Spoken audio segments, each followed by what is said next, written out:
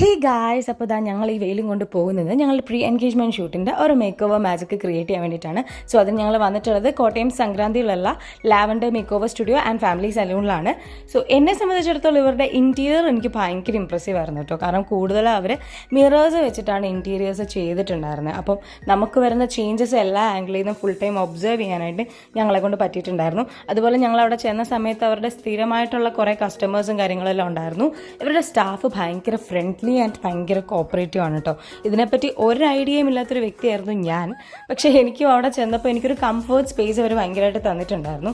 So അവരവരുടെ പരിപാടികളൊക്കെ start ചെയ്തു. ഞാൻ എന്നെ ഇതുവരെ ഇത്രയും സുന്ദരിയായിട്ട് കണ്ടിട്ടില്ല. സോ എന്നെ ഒരുക്കാവുന്നതിൻ്റെ എനിക്ക് തോന്നുന്നു ഏറ്റവും നല്ല ഫോമിലേക്ക് അവർ എത്തിച്ചിട്ടുണ്ടായിരുന്നു. സോ ഇതാണ് എൻ്റെ ഒരു മിഡിൽ ടൈം ഔട്ട്ഫിറ്റ് എന്ന് പറയുന്നത്.